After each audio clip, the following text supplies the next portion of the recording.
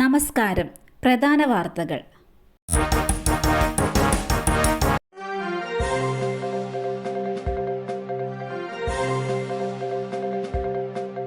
ശബരിമല സ്വർണമോഷണം. ഉണ്ണികൃഷ്ണൻ പോറ്റിക്കും മുരാരി ബാബുവിനും തിരിച്ചടി. ശബരിമല സ്വർണമോഷണവുമായി ബന്ധപ്പെട്ട അറസ്റ്റിലായ ഉണ്ണികൃഷ്ണൻ പോറ്റി, മുരാരി ബാബു എന്നീ പ്രതികളുടെ റിമാൻഡ് കാലാവധി ഈ മാസം 27 വരെ നീട്ടി. തിരുവനന്തപുരം പ്രത്യേക വിജിലൻസ് കോടതിയുടേതാണ് ഉത്തരവ്. കേസിൽ പ്രതിയായ മുരാരി ബാബുവിന്റെ ജാമ്യാപേക്ഷ പിൻവലിച്ചു. വാസുവിന്റെ ജാമ്യാപേക്ഷ പരിഗണിക്കുന്നത് മാറ്റിവെച്ചു. കൊല്ലം വിജിലൻസ് കോടതി അവധിയായതിനാലാണ് തിരുവനന്തപുരത്ത് പ്രതികളെ ഹാജരാക്കിയത്.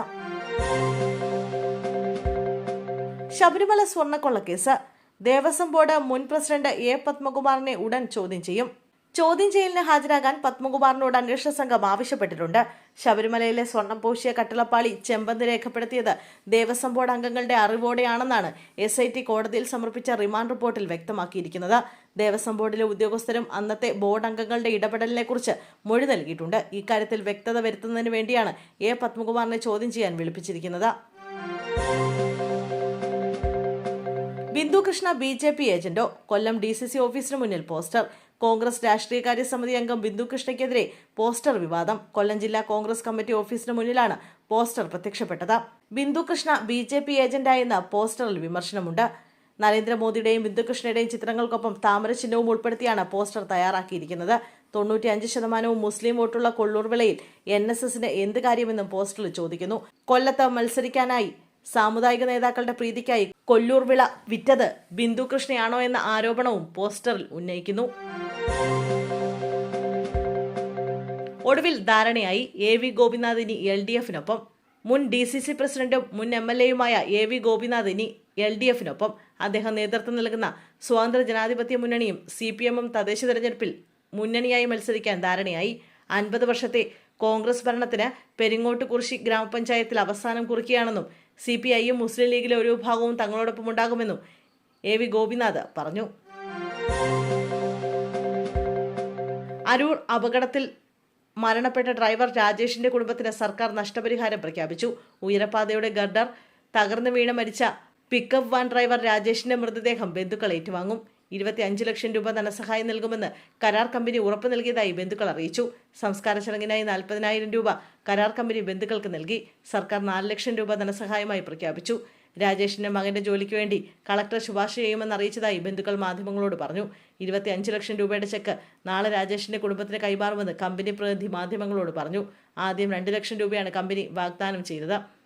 എന്നാൽ ഇത് സ്വീകരിക്കില്ലെന്ന് കുടുംബം അറിയിച്ചതോടെ ധനസഹായം 10 ലക്ഷം നൽകാമെന്ന് കമ്പനി അറിയിച്ചെങ്കിലും രാജേഷിന്റെ മൃതദേഹം ഏറ്റുവാങ്ങാൻ ബന്ധുക്കളും സുഹൃത്തുക്കളും തയ്യാറായില്ല.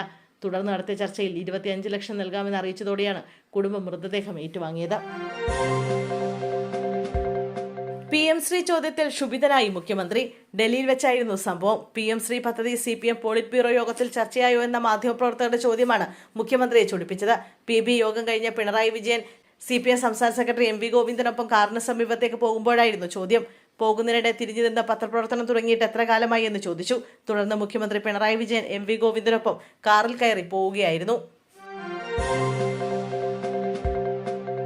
സസ്പെൻഷനിലായ രാഹുൽ മാങ്കൂട്ടത്തിൽ MLA കോൺഗ്രസ് യോഗത്തിൽ. പാലക്കാട് കണ്ണാടി മണ്ഡലം കോൺഗ്രസ് യോഗത്തിലാണ് രാഹുൽ മാങ്കൂട്ടത്തിൽ പങ്കെടുത്തത്. കണ്ണാടി മണ്ഡലം പ്രസിഡന്റ് പ്രസാദ് കണ്ണാടി ഉൾപ്പെടെയുള്ള നേതാക്കൾ പങ്കെടുത്തു. ലൈംഗിക ആരോപണങ്ങൾക്ക് പിന്നാലെ രാഹുലിനെ കോൺഗ്രസ് സസ്പെൻഡ് ചെയ്തിരുന്നു. അതേസമയം സംഭവം നിഷേധിക്കുകയാണ് രാഹുൽ മാങ്കൂട്ടത്തിൽ. യോഗമല്ല നടന്നതെന്നും രാഷ്ട്രീയം ചർച്ച ചെയ്തെന്നും രാഹുൽ മാങ്കൂട്ടത്തിൽ പ്രതികരിച്ചു. പുറത്താക്കുന്നതുവരെ കോൺഗ്രസ് ഔദ്യോഗിക ഓഫീസുകളിൽ കയറുമെന്ന് രാഹുൽ മാങ്കൂട്ടത്തിൽ പറഞ്ഞു. പാലക്കാട് 10ാം ക്ലാസ് വിദ്യാർത്ഥിയെ വീട്ടിൽ ജീവനൊടുക്കിയ നിലയിൽ കണ്ടെത്തി. പാലക്കാട് വിളയനെല്ലൂർ പാലാട്ട് വീട്ടിൽ ഗിരീഷ് റീത്ത ദമ്പതികളുടെ മകൻ അഭിനവാണ് മരിച്ചത്. കണ്ണാടി ഹയർ സെക്കൻഡറി സ്കൂൾ 10ാം ക്ലാസ് വിദ്യാർത്ഥിയാണ് അഭിനവ്. വൈകിട്ടാണ് വീട്ടിലെ മുറിയിൽ തൂങ്ങി മരിച്ച നിലയിൽ കണ്ടെത്തിയത്. കഴിഞ്ഞ 2 ദിവസങ്ങളായി അഭിനവ് സ്കൂളിൽ പോയിരുന്നില്ലെന്ന് ബന്ധുക്കൾ പറയുന്നു. കഴിഞ്ഞ മാസം കണ്ണാടി സ്കൂളിലെ 9ാം ക്ലാസ് വിദ്യാർത്ഥി അർജുൻ ജീവനൊടുക്കിയിരുന്നു. മരണത്തിൽ ആരോപണം ഉയർന്നതിന് പിന്നാലെ അധ്യാപികമാർക്കെതിരെ നടപടിയും സ്വീകരിച്ചിരുന്നു. നാളെ തിരുവനന്തപുരം താലൂക്കിൽ പ്രാദേശിക അവധി. വെട്ടുകാട് തിരുനാളിനോടനുബന്ധിച്ച് തിരുവനന്തപുരം നെയ്യാറ്റിൻകര താലൂക്കിലെ എല്ലാ സർക്കാർ ഓഫീസുകൾക്കും വിദ്യാഭ്യാസ സ്ഥാപനങ്ങൾക്കും നാളെ ഉച്ചയ്ക്ക് ശേഷം അവധി. അമ്പൂരി, വാഴിച്ചാൽ, കള്ളിക്കാട്, ഒറ്റശേഖരമംഗലം, കീഴാറൂർ, കുളത്തുമ്മൽ, മാറനെല്ലൂർ, മലയൻകീഴ്, വിളവൂർക്കൽ, വിളപ്പിൽ എന്നീ വില്ലേജ് പരിധിയിൽ വരുന്ന വിദ്യാഭ്യാസ സ്ഥാപനങ്ങൾക്കും സർക്കാർ ഓഫീസുകൾക്കും അവധിയായിരിക്കുമെന്ന് കളക്ടർ അറിയിച്ചു. തൃക്കാക്കരയിൽ LDF-ൽ ഭിന്നത, ഒറ്റയ്ക്ക് മത്സരിക്കാൻ CPI.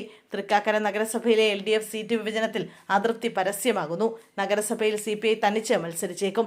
CPIയുടെ 2 സിറ്റിംഗ് സീറ്റുകൾ വിട്ടുനൽകാൻ CPM തയ്യാറായില്ലെന്ന കാരണം ചൂണ്ടിക്കാട്ടിയാണ് CPI നിലപാട് കടുപ്പിക്കുന്നത്. 15 മുതൽ 20 വാർഡുകളിൽ സ്വന്തം സ്ഥാനാർത്ഥികളെ നിർത്താനാണ് CPIയുടെ നീക്കം. നഗരസഭയിലെ CPIയുടെ സിറ്റിംഗ് വാർഡുകളായ സഹകരണ റോഡ്, ഹെൽത്ത് സെന്റർ എന്നിവിടങ്ങളിൽ CPM ഏകപക്ഷീയമായി സ്ഥാനാർത്ഥികളെ തീരുമാനിച്ചതാണ് CPIയുടെ പരാതി.